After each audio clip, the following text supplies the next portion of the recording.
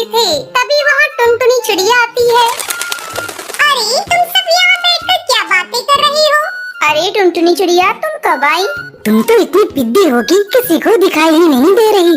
ज्यादा मत बनो कालू कौवे, इतना घमंड करना ठीक नहीं। तुम मेरे पिद्दी हुए का मजाक उड़ाता है। रुक, मैं तुझे अभी बताती हूँ। इतना कहकर टुनटुनी चिड़िया कालू कौवे को मारने उसके पीछे पीछे भागने लगती है। टुनटुनी चिड़िया, छोड़ना नहीं इसको, बिना मारे वापस मत आना। कालू कौवे और टुनटुनी चिड़िया का झगड़ा देखकर सारे पक्षी हंसने लगते हैं। गुस्से में कालू कौवा वहाँ से अपने घर आ जाता है और घर आकर गुस्से में कहता है, आज मेरे ऊपर सारे पक्षी हंस रहे थे, मैं इन सबको सबक सिखा कर रहूंगा। मैं इनके साथ वो करूंगा जो इन्होंने सपने में भी नहीं सोचा होगा। कालू कौवा सोचने लगता है कि ऐसा वो क्या करे जिससे पक्षी कभी भूले नहीं। वो टेबल पर पड़ी कैंची उठा लेता है और वहाँ से चल देता है। वो चुपचाप टुनटुनी चिड़िया के घर जाता है। उस समय टुनटुनी चिड़िया आराम से सो रही थी। चुपके से कालू कौवा टुनटुनी चिड़िया के पास आता है और उसके पंख काट देता है। आज मजा आएगा, बड़ी चालाक बन रही थी, मुझसे पंगा लेने चली थी पिद्दी चिड़िया। अब मैंने इसको उड़ने के काबिल नहीं छोड़ा। कालू कौवा टुनटुनी चिड़िया के कटे हुए पंख को लेकर घर वापस आ जाता है और उसे छुपा देता है। अगले दिन जब टुनटुनी चिड़िया सोकर उठती है तो वो देखती है कि उसके पंख कटे हुए हैं। वो रोने लगती है। ये क्या, कल रात तो मेरे पंख सही सलामत थे, सोते समय किसी ने मेरे पंख को काट लिया। अब मैं क्या करूं? ऐसी हालत में उड़ भी नहीं सकती।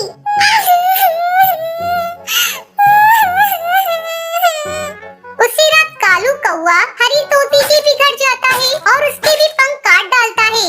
इस तरह कालू कौवा एक एक करके उन सभी पक्षियों के पंख काट डालता है जो उस पर हंस रहे थे। बड़े चले थे मेरी हंसी उड़ाने, इनका पंख काटकर मैंने इनकी सारी हेकड़ी निकाल दी। इनके कटे पंख देखकर मेरा कलेजा ठंडा हो गया।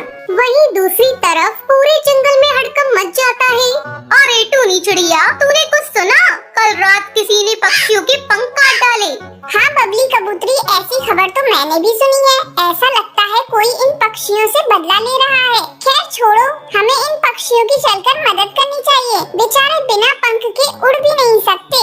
चलो चलकर इन पक्षियों के भोजन की व्यवस्था करते हैं। ऐसा कहकर टूनी चिड़िया और बबली कबूतरी टुनटुनी चिड़िया के घर जाती है। अरे टुनटुनी चिड़िया, तुम्हारी ये हालत कैसे हो गई?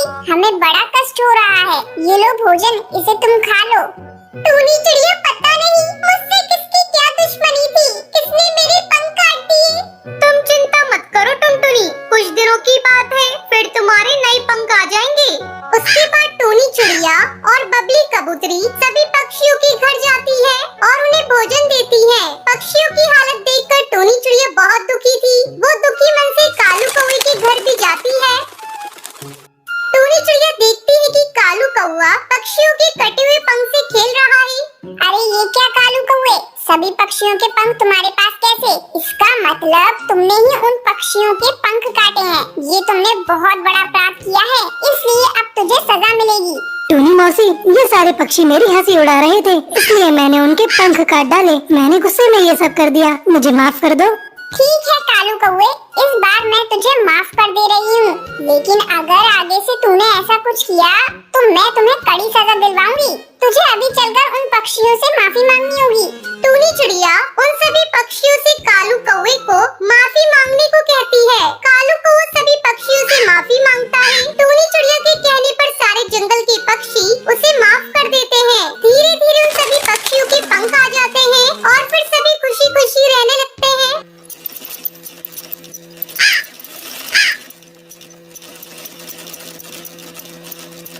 सुंदरवन जंगल में टुनटुनी चिड़िया अपनी माँ टूनी चिड़िया के साथ रहती थी। टुनटुनी चिड़िया को बचपन से ही सिलाई करने का बहुत शौक था।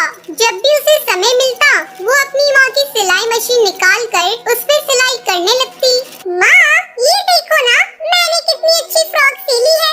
अरे वाह बिटिया, तूने तो बहुत अच्छी सिलाई की है, लेकिन बेटा तू अपनी पढ़ाई पर भी ध्यान दे। मैं तुझे एक बड़ी अफसर बनाना चाहती हूँ। तेरी परीक्षा होने वाली है और तू सिलाई करने में लगी रहती है। माँ मुझे सिलाई करना अच्छा लगता है, मैं पढ़ाई के साथ साथ सिलाई करना भी सीखूंगी। मैं कुछ नहीं जानती, आप मेरा दाखिला किसी सिलाई सेंटर में करवा दो। ठीक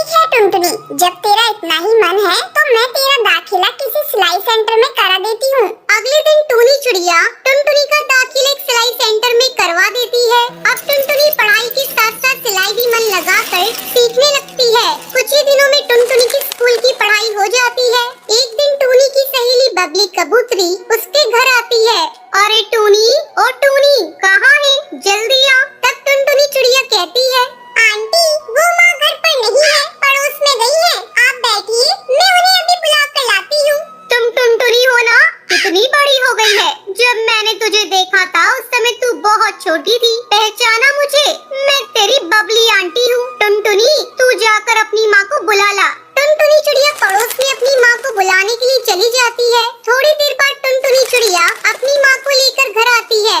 अरे बबली कबूतरी तू कब आई? टुनटुनी तू जा जाकर चाय बना ला। फिर टूनी चिड़िया बबली कबूतरी से बातें करने लगती है। बबली कबूतरी टूनी से कहती है, टूनी तेरी बेटी बहुत प्यारी है, मैं इसे अपने घर की बहू बनाना चाहती हूँ।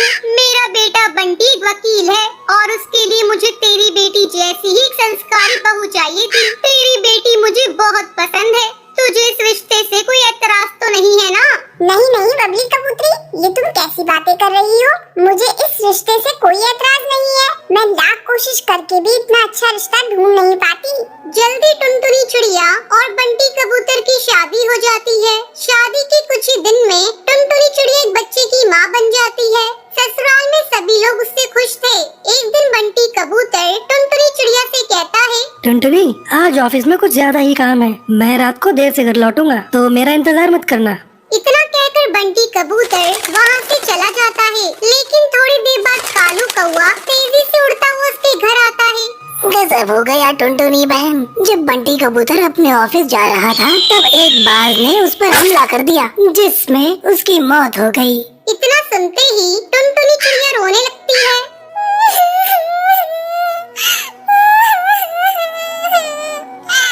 माँ जी, ये सब क्या हो गया माँ जी?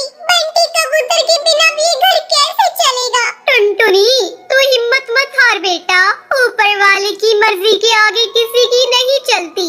इस तरह कुछ दिन गुजर जाते हैं। टुनटुनी चिड़िया अपना दुख भुलाकर सिलाई का काम करना शुरू कर देती है। आस पड़ोस के पक्षी उसके पास अपने कपड़े सिलवाने के लिए आने लगते हैं। एक दिन हरी काकी उससे कहती है, टुनटुनी तू तो इतनी अच्छी दर्जी है, इसके बारे में तो मुझे पता ही नहीं था। कम पैसों में बहुत अच्छे कपड़े सिल देती है। तू ऐसा कर, अपना एक बुटीक खोल ले। हाँ काकी, आपका सुझाव बहुत अच्छा है। मैं जल्दी ही अपना बुटीक खोलूंगी, लेकिन इसके लिए पहले मैं माँ जी से इजाजत लूंगी। हरी काकी के जाने के बाद टुनटुनी चिड़िया अपनी सास से बुटीक खोलने की इजाजत मांगती है। माँ जी क्यों ना मैं अपना एक बुटीक खोल लूं, इससे अच्छी कमाई हो जाएगी। ठीक है टुनटुनी, तुझे जो अच्छा लगे वो कर। तू अपने बुटीक का अच्छे से काम कर, मैं तेरे बच्चे को संभाल लूंगी। जल्द ही टुनटुनी चिड़िया अपना बुटीक खोल लेती है। अब उसकी कमाई पहले से दुगनी हो गई थी। इस तरह टुनटुनी चिड़िया खुशी खुशी अपनी जिंदगी बिताने लगती है।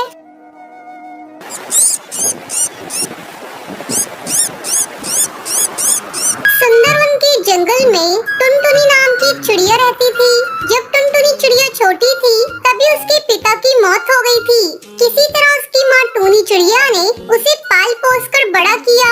एक दिन जब टूनी चिड़िया भोजन की तलाश में जा रही थी, अचानक एक बाज ने उस पर हमला कर दिया।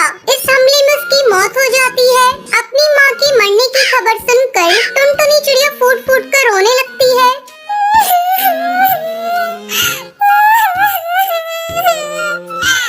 माँ तुम मुझे छोड़कर क्यों चली गई? पापा तो पहले से ही छोड़कर चले गए थे, आज तुम भी मुझे छोड़कर चली गई।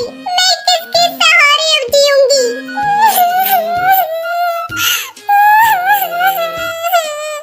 टुनटुनी के रोने की आवाज सुनकर हरी काकी वहाँ आती है। अरे क्या हुआ टुनटुनी चिड़िया, तू क्यों रो रही है? क्या बताऊं काकी, एक बाज ने मेरी मम्मी को मार दिया। तू रो मत टुनटुनी चिड़िया, मुझसे जो बन पड़ेगा मैं तेरी मदद करूंगी। तभी बबली कबूतरी वहाँ आ जाती है। अरे टुनटुनी चिड़िया, ये सब कैसे हो गया बेटा? तेरी माँ दिल की बहुत अच्छी थी, भगवान उसकी आत्मा को शांति दे। तू चिंता मत करना, हम सब पक्षी तुम्हारे साथ हैं। बबली कबूतरी टुनटुनी चिड़िया को समझाकर वहाँ से चली जाती है। इस तरह दिन गुजरने लगते हैं। पड़ोसी पक्षी जो कुछ भी लाकर टुनटुनी चिड़िया को दे देते थे, टुनटुनी चिड़िया उसी को खाकर अपना पेट भरती थी। धीरे धीरे पड़ोसी पक्षियों ने खाना देना बंद कर दिया। एक दिन टुनटुनी चिड़िया भूख से बेहाल थी। क्या करूं, कुछ समझ में नहीं आ रहा है। भूख भी बहुत जोरों से लग रही है। 2 दिनों से हरी काकी ने भी मुझे खाने को कुछ भी नहीं दिया। घर में भी खाने को कुछ भी नहीं है। लगता है अब मुझे खुद अपने खाने का इंतजाम करना होगा। ऐसा सोचकर टुनटुनी चिड़िया घोंसले से बाहर निकलती है और भोजन की तलाश में जाने लगती है। रास्ते में उसे एक भोजन की दुकान दिखाई देती है। वो तुरंत उस दुकान पर जाती है। बंटी भैया, मुझे बहुत जोरों से भूख लगी है, कुछ खाने को दे दो। चल निकाल पैसे, मैं तुझे खाने को देता हूँ।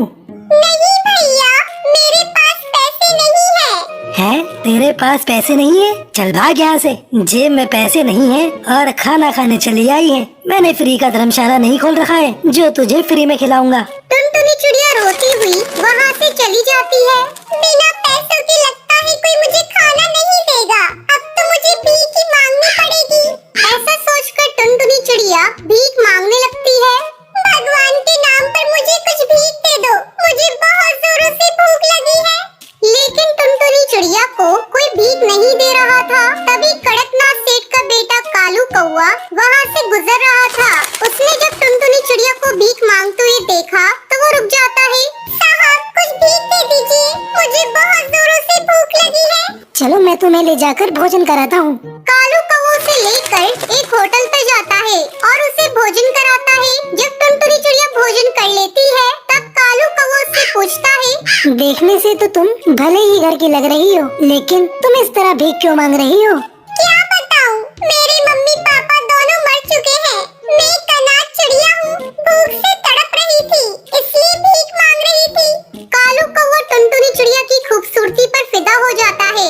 अब वो रोज टुनटुनी चिड़िया से मिलने लगता है। एक दिन कालू कौवा अपने परिवार को बिना बताए टुनटुनी चिड़िया से शादी कर लेता है और उसे लेकर अपने घर पहुँचता है। तभी कालू कौवे की माँ सुंदरी कौवी जब टुनटुनी चिड़िया को देखती है तो वो कालू कौवे से पूछती है, कालू, ये क्या मजाक है? तू किसे भी आकर ले आया? माँ, ये अनाथ चिड़िया है, सड़क पर भीख मांग रही थी। तुझे अपने घर परिवार की इज्जत की कोई चिंता नहीं? तूने इस भिखारन चिड़िया से शादी क्यों कर ली? कुछ रुपए पैसे देकर इसकी मदद कर देता।